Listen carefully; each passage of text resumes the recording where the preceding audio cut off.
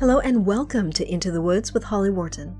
This podcast is all about our journey into the woods of ourselves, getting to know who we are, where we are, and where we're going in life so that we can create the life that we want to live. It's about deepening your connection with yourself, taking inspired action, and really trusting yourself and your intuition. It's also about mindset. Our beliefs are such an important part of this journey, and there are so many ways for us to change our mindset so that we can more easily live a life of expansive joy. This podcast is also about going literally into the woods and spending time in nature, and how that can help us on our own personal journey of self-knowledge. Thank you so much for joining us today. Now let's get into this week's episode. Hello, adventurers, and welcome to the Into the Woods podcast, episode 402. This is your host, Holly Wharton, and I'm back with another fabulous guest. Today, I will be talking with Cynthia Radford. A lovely Instagram follower recommended that I have her on the show after we had a chat about some of the gray areas of Leave No Trace. This was such a fantastic interview, and I'm so happy that I finally found someone to help clarify some of these gray areas for me. I learned a lot about Leave No Trace, and I have a new perspective on several things, which was really enlightening to me. I've written about Leave No Trace in the past, I've definitely talked about it on the podcast, but it was really great to talk to someone who is an expert in this topic and learn some of the finer details. COVID lockdowns have meant that many people who weren't previously spending time outdoors on the trails are now getting outside more than ever before, which is great. But many of them lack the common sense to know how to behave in the outdoors because they just don't have the experience. So in this episode, we talk about some of the finer details of Leave No Trace and how we can help people to gently educate others on this topic. So, who is Cynthia Radford? Following corporate roles in management and organization development, Cynthia launched GreenLeaf, her own consultancy, where she's helped diverse teams and leaders from more than 40 countries align, thrive, and accomplish important work. Cynthia celebrates the possibilities of growth, insight, and potential, and specializes in creating nourishing learning environments where clients discover fresh perspectives to revitalize themselves and enable their organizations to flourish. She's a lifetime nature lover and explorer who finds peace and centeredness in the beauty of the natural world, enjoying hiking, gardening, and photography. Adventures have taken her to a host of off-the-beaten-path places, including trekking in the Himalaya and Andes and a successful Kilimanjaro summit bid to celebrate her 50th. As a certified nature retreat leader, Cynthia loves creating experiences for women to step out of life's particle accelerator and reconnect with their authentic path and purpose in the tranquility of nature. Being with women on the same wavelength is healing for many, especially when the alchemy of that connection happens in beautiful natural settings where the nervous systems can relax and reset. She facilitates higher-level conversations, community, and reflection to replenish women so they can keep making our world a better place and achieve soulful success.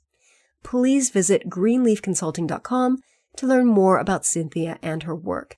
You can also find her on Instagram at instagram.com/greenleafcynthia. She has gorgeous photographs. I really, really love them. So, what are you going to learn on this week's episode? We talk about what is Leave No Trace and why is it important? What to do if you're new to the outdoors and don't know the rules? Our thoughts on what may appear to be some gray areas of Leave No Trace, some surprising aspects of Leave No Trace that you might not know about. There are a lot of little things that you don't even think about if you're not aware of these finer details, so it's really interesting. Finally, we talk about some of our Leave No Trace pet peeves. So I hope you find this episode interesting and useful, and I hope you learn a little something about Leave No Trace. Hello, Cynthia. Hi, Holly. How are you doing today? I am fabulous today. Spring is springing into action here in the Carolinas, and it's just such a great time of year to be alive. Oh, I know. We had sunshine yesterday. Today's like overcast, but brightly overcast, so you can really feel that things are changing. It's very exciting. Absolutely. And I saw my first hummingbird at the feeder yesterday. So that is truly a harbinger of spring. Yes, I miss hummingbirds. We don't have them here in England, so it's one of the things that I miss most about living in North America. I can imagine that, but there's other compensating factors for sure. Yes. We have other wildlife. Indeed. You have hedgehogs. Yes, and they're so cute. Absolutely adorable. So, I asked you to come on today because a conversation has been sparked first on my Instagram and then in my private Facebook group about the concepts of leave no trace. So, I think some of the principles of leave no trace are common sense, but not everyone has common sense. And thanks to coronavirus, we've got more people getting outdoors than ever before, which is a good thing. But not everyone knows how to behave in the outdoors. So I think this is a really important conversation to have. It's incredibly timely. And I'm just so happy to have the chance to talk about it because certainly around here, and I would imagine over your way as well, the exuberance of well-meaning people getting out into nature and discovering for the first time has been fabulous. But in some places, the over-loving, if you will, has just decimated some previously, fairly pristine areas. Yes. So, leave no trace. What is it? It's really this easy to understand framework. There's 7 principles of how to have a minimum impact for anybody outside. And it was originally put together with backcountry settings in mind. So, kind of heavy duty backpacking. But over the years, it's broadened and it's been adapted. So it can apply to a local park. It can even apply to your own backyard. Yeah. So why is this important? Well, we only have one outdoors. We only have one nature, and if it's gone, it's gone. And so to make sure that those future generations coming after us have that same opportunity to enjoy the multitude of benefits that are well documented of spending that time out in nature, we need to get our act together. I agree. So what are the main principles of Leave No Trace? Well, the first one is planning ahead and preparing. And if you're new to the outdoors, you may think, I'll just hop in the car and let's go have some sunshine and stretch our legs on a lovely trail.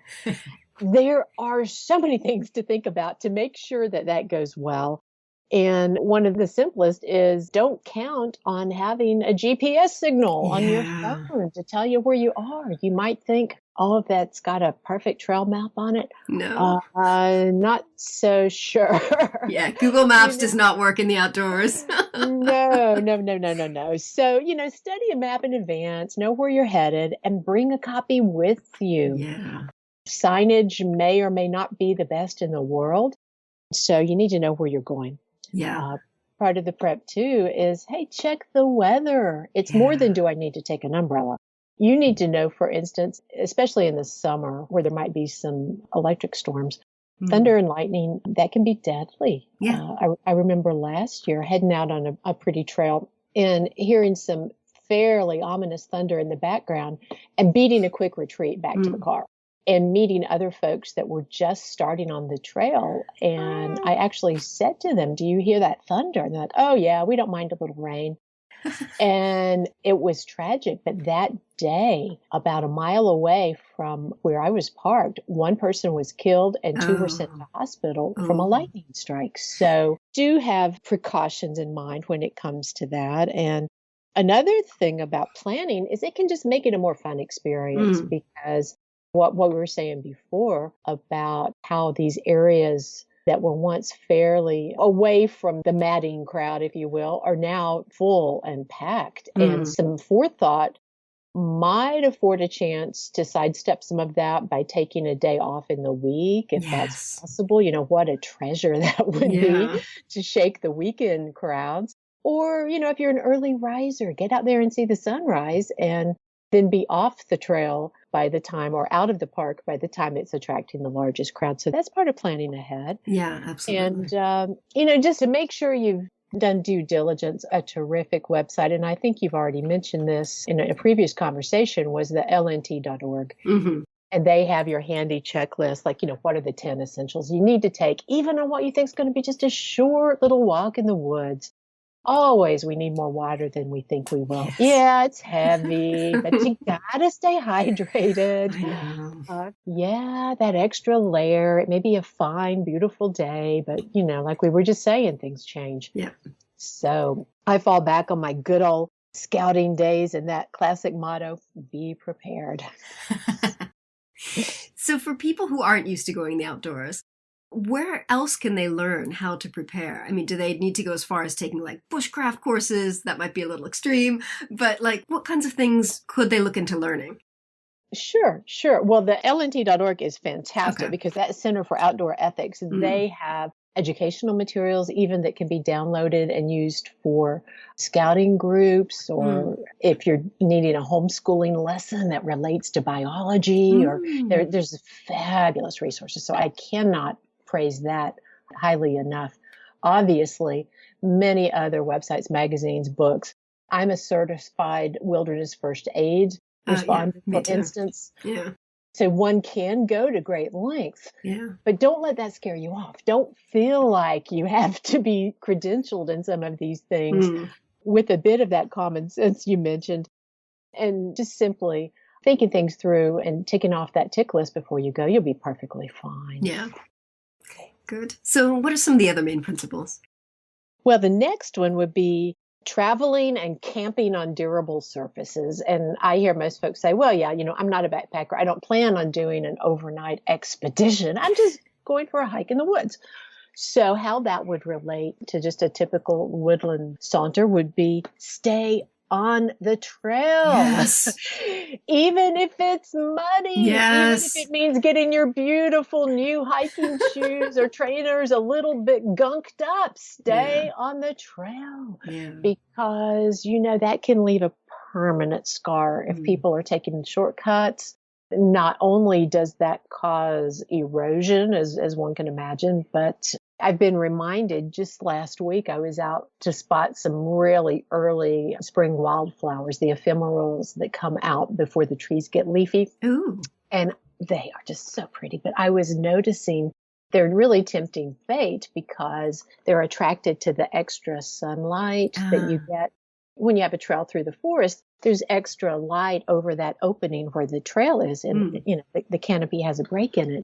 And so some of the most fragile plants and wildflowers are nestled up there right next to where all these heavy boots are going tromping by because they want the sunshine. So if it's been wet and rainy and folks are like, oh, I don't want to walk through that muddy patch, I'll just go through the woods, take this little shortcut.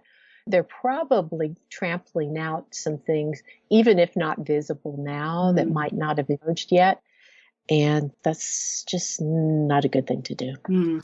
Yeah, I think that's a really good point about not widening the trails and taking shortcuts. And that's something that I've seen a lot on the trails because it's been a wet winter here in England. And there's been so much mud to the point where it was like every time I went out, I would just come back and say to my husband, there's so much mud. I'm so tired of mud. But the trails, I could tell the trails were getting widened by people who were trying to walk on the edge of the trail. And so the edge of the trail meant that it was, growing and growing and growing. So I will see how things emerge once things kind of dry up in the summer and what the trails look like. But I definitely think there's been some serious damage done.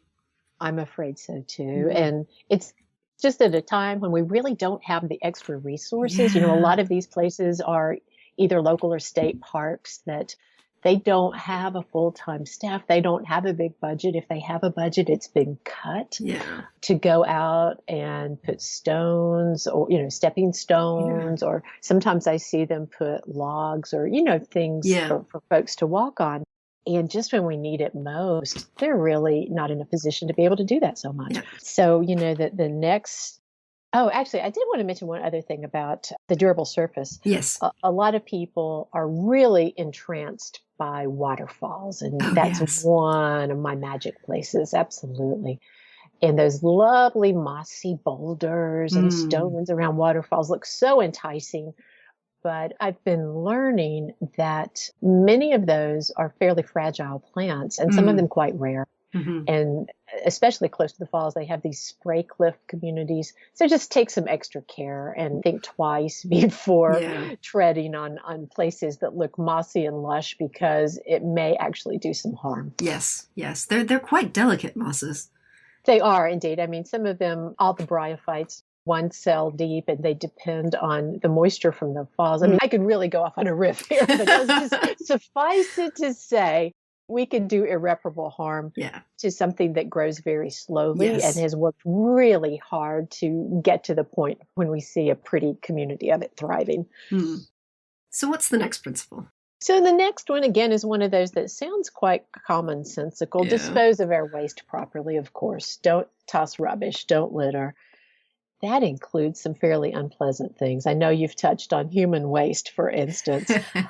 Human waste, pet waste, Yeah. learning to dig a cat hole. Yes. If that's not possible, depending on where you are, or you're not carrying the proper tools and implements, which will be part of our be prepared, Yeah. then you need to bag it and carry it out. Heavy duty zip bags, there are, systems in place if you want to get fancy about it. But that can have a real dreadful effect on the environment. And I've seen things like discarded dirty nappies, dirty dog, bags of dog waste. Oh, yeah. And that's a problem here in England. Because you've got to bag up your dog poop. There are huge fines.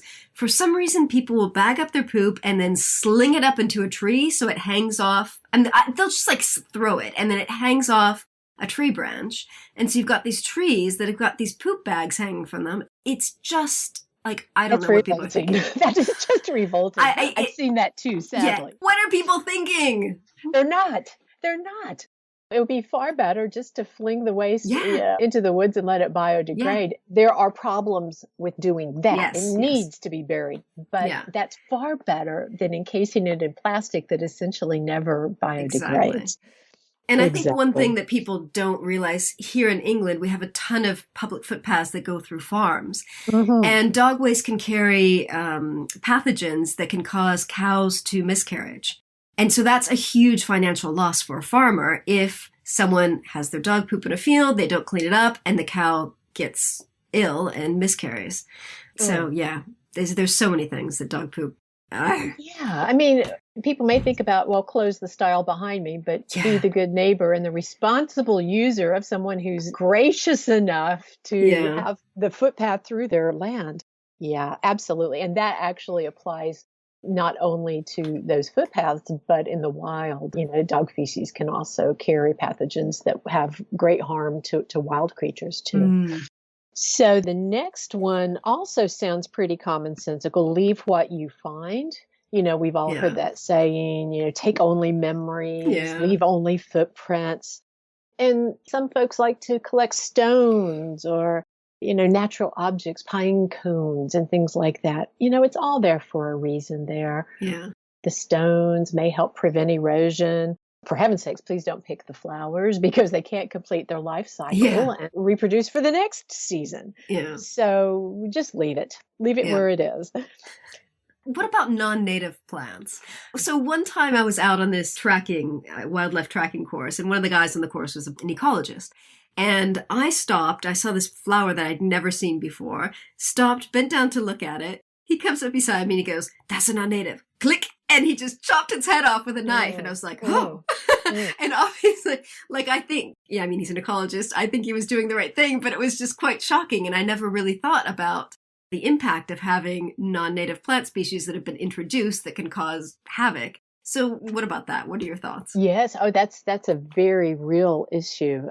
And I would suggest leaving the eradication to the experts because sometimes plants can be confused. But indeed, some of the universities around here take groups of botany students for field trips. And I've seen them before in places that have been encroached upon by non-native species, and actually not just cutting them, but rooting them out and burning them because that's a horrific problem, especially some of the more slow-growing native plants can be completely bullied out of their habitat by these things. Yeah.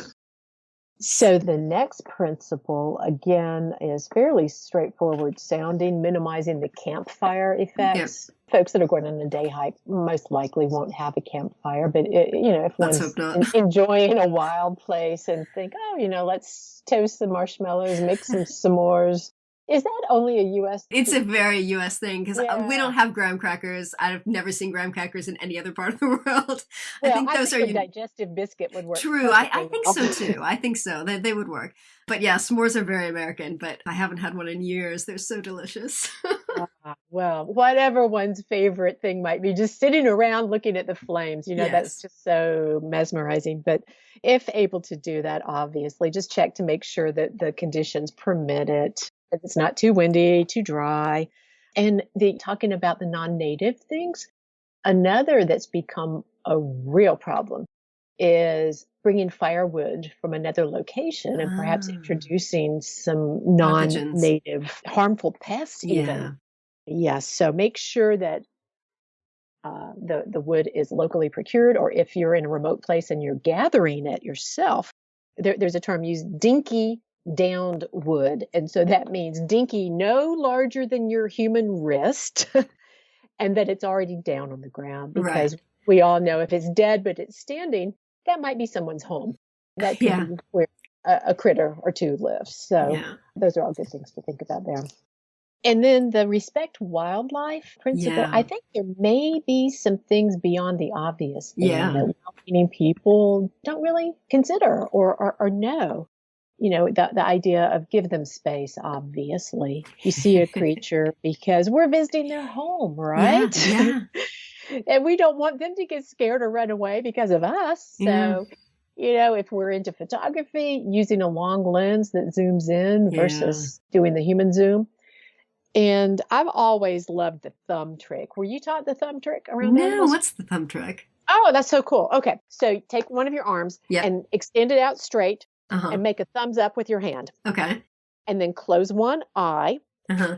and try to completely cover the animal with your thumb. So, move your thumb like it's a Okay. viewfinder. And Uh-huh. when one eye's closed, if you can't see the animal anymore, if your thumb covers it up, you're far enough away. If you can Oh. still see the animal, you better back her up a little bit more. Oh, I like that. Yep, the thumb trick. It's so easy to get excited and say, oh, well, they don't seem frightened, but it's just best practice. Give them the space. And then the other thing I've been seeing quite a lot more of lately are the cute little furry panhandlers. Mm. I think with increased visitors Yeah. to parklands, a little bit of a muesli bar. Oh, Oh, just yeah. a little bit of trail mix. It won't hurt. They're so adorable. Yeah, not good. Yeah, that's not good at all, because we know that animals that become habituated to human food, lots of bad stuff can happen. They might stop looking for their own food and natural stuff where they don't get the nutrients Yeah. that they need.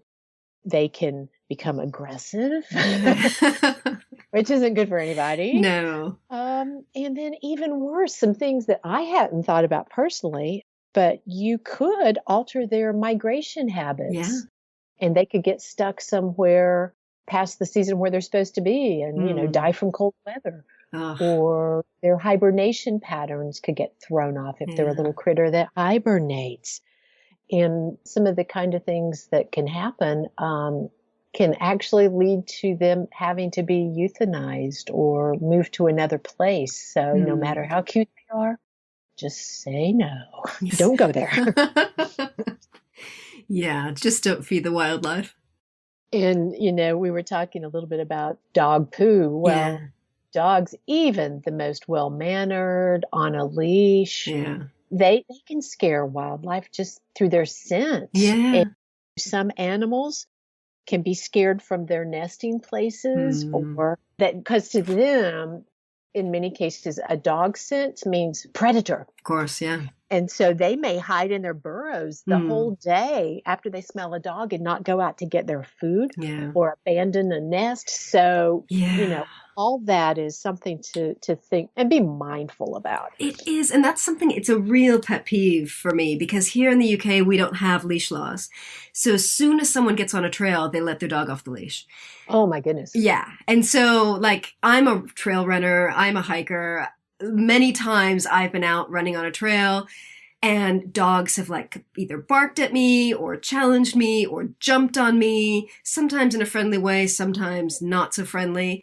And I just think I'm human and they're doing this to me. What is the wildlife thinking? They must be terrified. And I remember this one time I was walking this trail and there was this dog that was just going crazy. And I eventually saw that he was chasing a deer. So we're in the deer's natural habitat.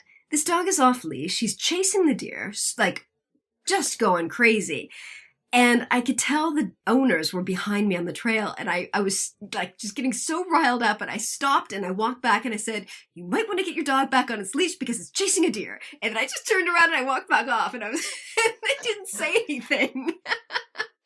And probably no one had ever said anything to them like that before, probably because no one, people just let their dogs do whatever. But I was just so angry that like we're in this deer's home. And yet it's getting terrorized by this dog that was just chasing it through the woods. And these people were doing nothing about it. Well, that is being very inconsiderate, not only of the animals and the ecosystem, but other visitors too. It leads right into that next point. Yeah. That's so inconsiderate. Yes. Even the best behaved dogs, sometimes they get overstimulated when they're out. It's like, a kid in a candy store. Yeah. Wow, all these things to see and smell. And, you might not expect some of the behaviors that come out. Well, they're, domesticated, but they're animals. So, they're going to get excited. Absolutely. And, one of the things that I love about being in nature is hearing the sounds of nature, and barking dogs really aren't part of that mix. No, especially when then the dog doesn't have good recall. And so the humans are screaming at the dog. So you've got barking dog on one hand, screaming human on the other. And it's like, my God, could you just shut up or train your dog so you don't have to scream at it? Exactly. You think about going to a spa, you're going to just zone out in tranquility. And many people, they want their time in nature to be like that, not hearing someone scream for spot all the time. And, it's not just the screaming at the dog, but just noticing people that travel with friends or groups, the chatter, the natter, making sure the volume's a little bit muted on that. So nature sounds can prevail. I'd much rather hear the wind in the leaves or the babbling stream rather than a babbling person. Yeah. So this is another thing that's a pet peeve of mine that has developed over during the last year. And I actually wrote a blog post on trail etiquette because I was so annoyed at one point. I just needed to get it out of my system. Let's hear it. But so many people don't seem to know the unwritten etiquette of sharing the trails with others because they don't have the experience, so they don't have the common sense, because common sense kind of comes from experience a lot of the time. So how can people learn what it means to be considerate of other visitors in the outdoors? I'd send them back to that lnt.org because there are just some really foundational things like, when you do your driver's training to get a license to use an automobile, you learn there's certain right-of-ways, for instance. And so on a trail, there are right-of-ways. Yeah. And if you have been the person who's been puffing up a steep incline, and then this cavalcade of people come down the trail and you're forced to stop, you've realized how discourteous that was because you've lost all momentum. And so, for instance, on the right-of-way, you yield to people coming uphill and give way if you're coming downhill, just for instance. So, trying to be mindful of other people and help them enjoy their experience in a safe way. Obviously, with COVID, I'm one of these folks. I still wear a mask outdoors if I'm crossing paths with other people, just as a courtesy. It's probably not quite as crucial, but I'd rather be safe and model the example of that. That more gracious behavior. Yeah. I think that's a really good point about knowing the right of ways and who has priority and that kind of thing. I think that's something that a lot of people don't know. And here in England, we have a thing called the Countryside Code, which talks about who has, the right of way over others and, leaving gates as you found them and that kind of thing. So I think there's a lot of kind of rules that are out there that have been written or guidelines that people could seek out. And they all have a purpose to them. It's not just to make, life mind-numbingly bureaucratic. It has, a good foundation in the reason it was created. Yeah. It's funny because I belong to a bunch of hiking and trail running Facebook groups and things. And I had asked a question in one of the Facebook groups about, what is some of the unwritten etiquette that people might not know, because I seem to keep having clashes with people who don't know, who aren't aware that they're not the only people on the trail. And so many people said, the reason I go outdoors is because I don't want rules. And I'm like, yeah, but what about just being considerate of other people? It's not, just some people just don't realize that there are other people on the trail. I don't know. Yeah. But so many people there's such a pushback from the question. There's so many people that were like, I don't want rules. Well, if folks think about it, it's simply being kind. Yeah. Being kind to have, give other people that same opportunity to get whatever benefits they're looking for when they come out in nature. Not to inhibit other people's ability to have that nourishing experience that everyone's entitled to. Yeah, yeah. So I wanted to ask you about some of the gray areas of Leave No Trace. Because this was some of the things that came up on my Instagram post, where I posted a picture of some fairy doors, which were very delightful. And so there's this little woodland that's right near, it's about a 7-minute walk from my house. And it's at the start of a trail, so it's near some houses, but you're just starting to get into the woods. And someone, probably a child and their parent, had painted these lovely little fairy doors and put them all through this little woodland. So there were about maybe 7 or 8 fairy doors. And the first time I saw them, I was like, oh my God, how delightful. They're so cute. And I took pictures of them all and I was like, how cute. What a good idea. What a great project for a child. It really brightened my day. But it's not Leave No Trace. It's these like bright pink and orange fairy doors that are super cute, but they don't really belong in the forest. But they're cute, but I don't know. So it was like one of those things where it's like, I don't know. I like it, but I don't like it. Yeah. And I think there's some confusion around a few things like that.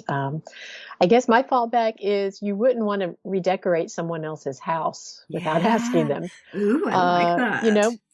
Mama Nature's house is just the way she wants it to be. Yeah. So, it shows respect to forego those kind of fairy doors or children's shelters or, around here, a big thing lately has been these little inspirational stones where people take a stone and paint, breathe or smile or, hope or faith or, all these lovely words and then leave these stones beside a trail or in an opening in a tree or somewhere. And no. I mean, it's beautiful in your garden. Yeah. It's sort of like imposing your own garden gnome vibe on everybody else. Yeah. Nothing against gnomes. Nothing against gnomes, but that's not what nature is. Yeah. And so to respect the nature experience, just like we don't take away things, we don't bring and leave things either. Yeah, I really like that. And I'm glad you mentioned those inspirational stones because there are actually some kind of Facebook groups and communities here in my area of, I forget what they're called. It's like the Surrey Hills Rock Finders thing where children paint stones with little, artwork and stuff. And they will leave them somewhere in nature on a trail. And then the idea is you find the stone, you carry it somewhere, you leave it somewhere else so that someone else can find the stone. And the kids see how far their stones have traveled. So yeah, it's fun, but it's not nature. No, it's not nature. And also you're painting nature. You are, and it's like the graffiti that people leave on a stone wall. Granted, this is on a removable piece, but still you're imposing your own aesthetic somewhere. And I would love to riff a little bit on cairns, and I know this can be a little bit controversial. So I apologize in advance if I'm opening a hornet's nest here, but I can get rather passionate about this, given some local issues here. Stone cairns have been used for centuries for navigational purposes. I'm not talking about those. They mark trails. I think some things I've read said they may have been originally created in Scotland, wherever they started. People have used those to mark a trail and a path, Yeah. and I have no issue with those. Right. Those are on a map here. So like you can see, like especially in the really wild parts of Scotland, a cairn will be marked on a map so you can navigate with it. And bless them. Yeah. You know, I'm glad that I've hiked in the Himalaya. Bless them. Thank goodness they're there. Yes. But, you know, we've all seen in recent years that people have started stacking them for art or, you know, for fun. And just like the painted stones we were talking about, you know, that's an issue. Yeah.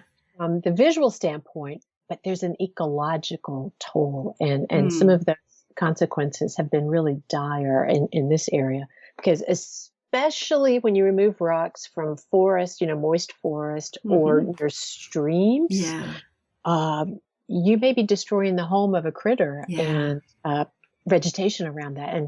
And in these areas of the mountains of the Carolinas, we have some fairly rare salamanders. Yes, I saw that. Tell us about the salamanders. Yeah, I mean, well, there's a big one called the hellbender. Yes, you know, that one. That one is. That has an awesome name. It's great. It's like, ooh, you know, an amphibian, a critter with attitude. Gotta love that. But these little guys, there's a whole list of them, but they live, some of them up to 20 years under a particular little stone or a big stone in the case of the hellbender. Yeah. And folks that come along and unwittingly move these things, stack them up, they are destroying the home. And some of these critters die, and some of these little animals are actually endangered. And you know, not only are we perhaps taking away the shelter, but if you're around a little stream or a creek, you may have noticed a lot of the rocks are kind of slimy and green. You know, that slippery stuff, that's algae. Yeah, I trashed a camera once because I stepped on a stone with algae, fell and busted my lens. But anyway, so I have a history with these guys. But the algae, if you stack stones up into a little tower, into a cairn, it dries out, it dies. Yeah.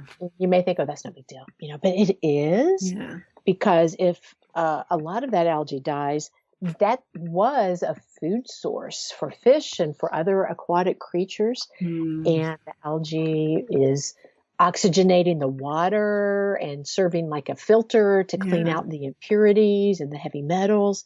And so if thousands of folks are taking these stones and stacking them up and leaving them there, you've just messed up the homes of a lot of little organisms, as well as impacted the water quality. And, you know, while some folks think, oh, that's art, you know, that's art. Yeah. But it's just another infraction on Mama Nature's own aesthetic, and another sign that a human was there. Yeah. I mean, if you want to make rock art, do it in your garden. Exactly. Don't go out and do it somewhere else.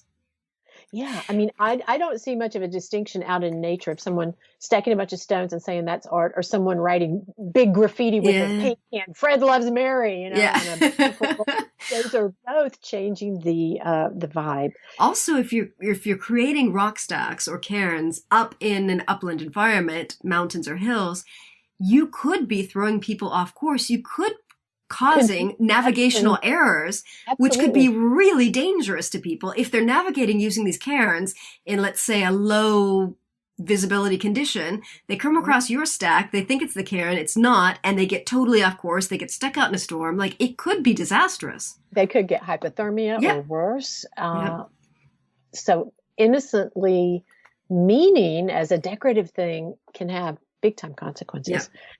Yeah, for sure. And, you know, here's where it can get even a little bit more controversial. My approach is, when I find some, and there are always around the streams, especially by the waterfalls for some reason, that seems to speak to people, I unstack them. Oh, yeah. Yeah. And I don't kick them, because depending on how long they've been there, if you just topple them over willy-nilly, some animals might have started trying to live there, right? Yeah. So I do gently unstack them, place the rocks back down on the ground, and or in the stream bed if they're, you know, right by the water there. But I always say to folks, you know, people, if you have an overwhelming artistic urge to stack something, why don't you gather all the rubbish that you see along Yes. the trail and stack that, take a photo of it, and then, of course, bring it out with you and put in the rubbish bin. Yay!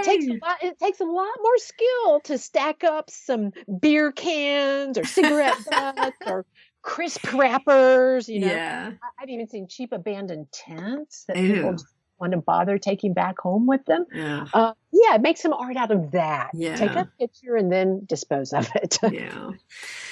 Good plan. And I thank you for saying about gently dismantling the rock stacks, because there have been many times where I've just kind of knocked them over because I'm angry at them. But I haven't thought, obviously, there might be critters in there. So that's a good thing to keep in mind. Absolutely. Absolutely. So circling back to children's shelters, this is something that also kind of boils my blood when there's a lot of them in the woods. And I feel bad because it's like they're kids. They want to play. They're making shelter. That's so great. The kids are out in nature. I love it. But they're so unsightly, especially when there's a lot of them.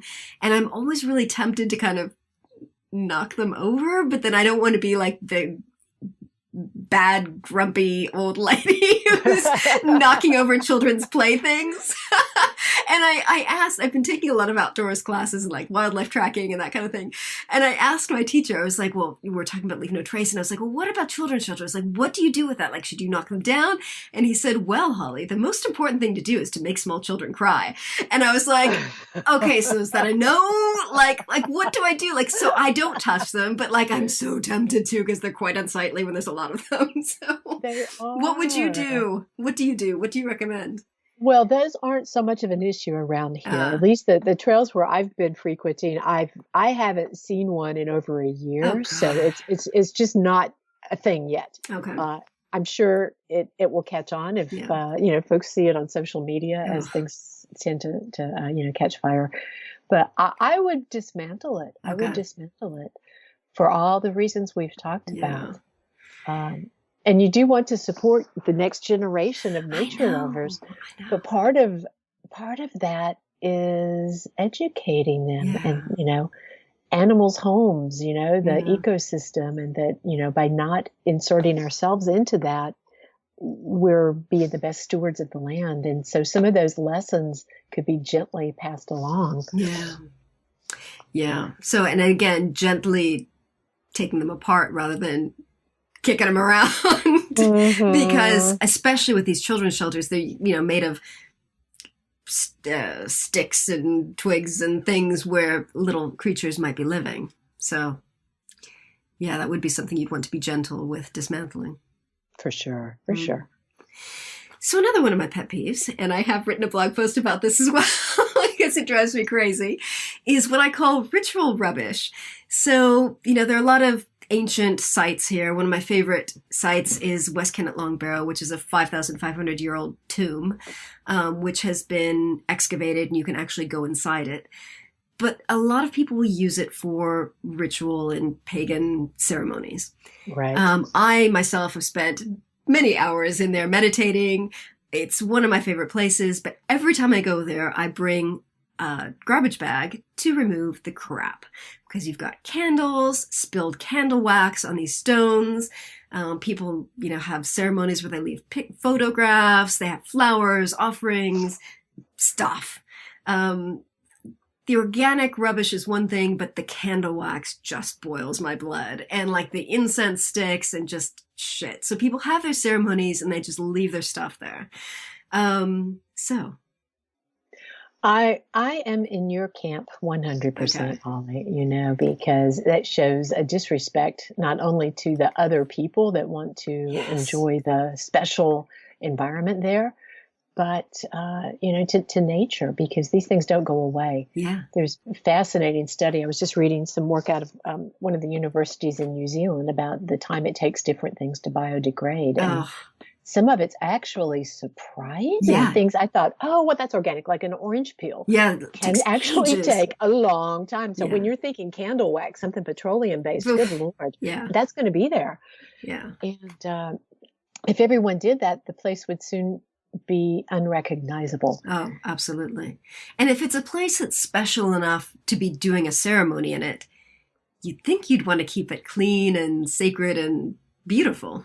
Yes, yes. And it's imposing on other people, I Yeah. think, to leave photos and other things like that too. So once you've done your observance, Yeah. please pack it out. Yeah. Please remove it.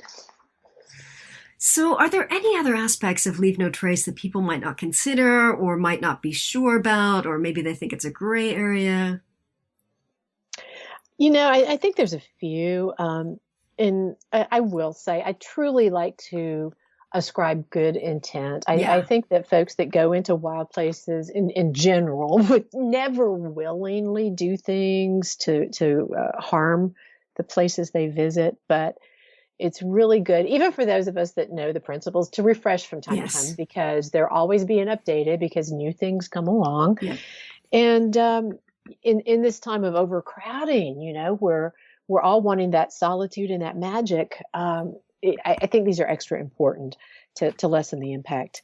And part of it is we're all drawn to these beauty spots that we may have seen on social media, in guidebooks. And so what about seeking out some off the trail, not so much off trail, but off the beaten path places to, number one, spread out the impact. Yes. And then to, give ourselves a little bit more of that solitude. Mm.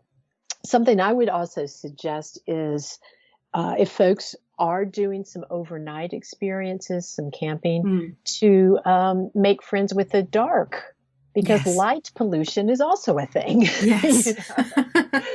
And I've been in some campgrounds recently where you have folks that are probably there for the very first time. And I don't know if they're scared of the dark, but they're lighting up their campsite like a UFO. And it's just like, turn those lights off, people, and look up. Look up. Once you're away from the town, you can see things you normally wouldn't, but not if you're, lit up like a fair. So, just thinking about things like that. Yeah. And, one other pet peeve of mine, well, actually I've got lots of them. Oh, good. That's my next question for you. That kind of rises to the rock stacking level would be tree graffiti, because I am seeing a lot of that. Yeah. And people, carving initials, and you may think, oh, how sweet, JJ plus CR. No. Buy some chocolates, a bouquet of flowers. It's not romantic. Yeah. There's no reason to carve into a tree. And if you remember your basic biology about the phloem and the xylem and the different layers of a tree, even though it may be fairly shallow, you're cutting into the business part of the tree. Yeah. That's the place where the nutrients and the water are transported up and down the tree's trunk. And if enough people do it, I've seen a few places, again, close to some scenic waterfalls recently. I just cried because they've essentially girdled the tree. Ooh.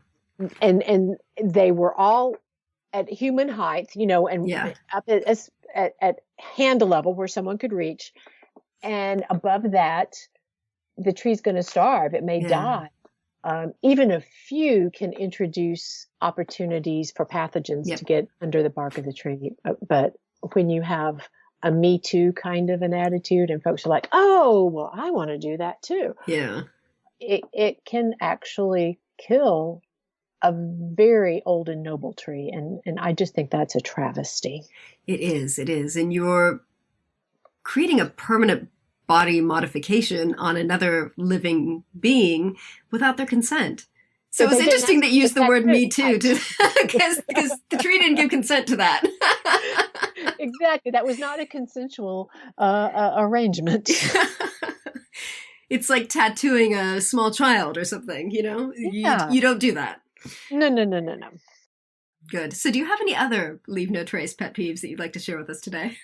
Well, I think those are the biggest ones. Yeah. The main thing, again, it's just there have been an abundance of new people into the area. And I guess something I would say for those of us that are more seasoned is to be kind again, to have some patience, and to try to think of gentle ways to educate versus to shame, because those newbies, they would like to do the right thing. But, if they haven't been to scouts or Girl Guides, or if they Yeah. haven't had opportunity in their various educational curriculum to learn these things, how would they know? Yeah. And so trying to come from a place of how do we help and serve those folks that don't know versus being constantly pissed off. And that's sort of a pep talk to myself because I find myself being highly agitated so many times. And it's hard sometimes to walk off that ledge and think, right, how can I help and perhaps prevent this in the future? Yeah, it's funny because I could feel myself getting riled up last year about people being really inconsiderate on the trails and just not stepping aside, and like big groups of people that I would be running and I'm fastly approaching them and they're just talking and I'm like, where do I go? Like, do I go straight through them? Do I act like I can't go to the side? Anyway, once I wrote that blog post on etiquette of sharing trails with others, like it was like it disappeared. It was like I needed to get it out of my system and then it was just, it cleared up. You put that out in the universe? I think so. Yeah. Yeah, so educate gently. Absolutely. Absolutely. And that maybe just dropping little tidbits in social media. Yeah. In conversation. Yeah. And it's amazing how those things then can have an influence. Something small that we think may have absolutely no moving of the needle. Yeah. Cumulatively, it can help. Absolutely. Absolutely. Well, thank you so much for joining us today. Can you tell us a little bit about what you do and where can people find you online? Oh, I'd love to. So over the years, my special area of expertise has been working with leaders and with teams to, help them create the kind of place that folks appreciate getting up and going to work in the morning, even these days, if that's just around the corner to the, the closet that's been turned into a home office, but creating those nourishing environments for professionals. And the past few years, I've been wanting to give back to women because I have seen how it still has been much more of a challenge for women to rise to the places of influence and to have those careers where they feel that they're significant and, creating good in the world. And so that's really where I'm looking to specialize these days. Mm-hmm. So women that may be over 50, for instance, and thinking about, okay, what do I want my next chapter to look like? It may be completely different. And, I think after last year, a lot of folks may be in that boat. So getting people to find the resilience that nature can provide has often been part of that mixture. It's been so important for me. Yeah. And I'm finding as I, really want to work with folks more authentically, that I'm bringing that into the formula and people are appreciating that. So GreenLeafConsulting.com has the whole scoop. And, I wish everyone well as they're looking to reconnect with nature. And I think that's where most of us are going to really find our trueness, is what I call it. Just kind of going back to ground zero. Yeah. So what social networks do you hang out on? Instagram is my place of choice. And in fact, I help moderate a Leave No Trace account there. Yay. So if folks are on Instagram, look me up at GreenLeaf Cynthia. And then if you'd love to chime in on the conversation around Leave No Trace, just add something in your caption about that. And there's more on my Instagram account that'll tell you about how to participate. Because I think it's great. The conversations are so important. And, sometimes people get a little riled up and that's good. Get it off your chest and let's talk about it and gather together as a community of people who are concerned and who care. Yep. Sounds good. Well, thank you so much for joining us today. This was such a fantastic conversation. Oh, it was a pleasure. I wished we lived nearby and we could hit the trail together one of these days. Well, maybe. You never know. Look me up when you're in the Carolinas. All right. I'd love to show you some of my favorite haunts. I would love to. I've never been to that part of the States and I've always wanted to. I've heard such great things about the Carolinas. So I will hopefully look you up someday. Thank you. That would be lovely, Holly. Thanks a bunch. Thanks. Thank you so much for listening. Please drop me a line and let me know what you thought of this week's episode. You can email me at holly@hollywharton.com or find me online and get in touch there. I would love to hear from you. And thank you for listening. Remember to visit hollywharton.com/402 for the show notes on this episode. Thanks so much for listening to Into the Woods with Holly Wharton. You can find more information about today's episode, including links for topics that were discussed, at hollywharton.com. That's HOLLYWORTON.com. If you'd like to connect with other listeners and get support on your journey, I would love for you to join my private community on Patreon. That's patreon.com/Holly Wharton. That's patreon.com/Holly Wharton. Thank you so much for listening, and I look forward to seeing you next week.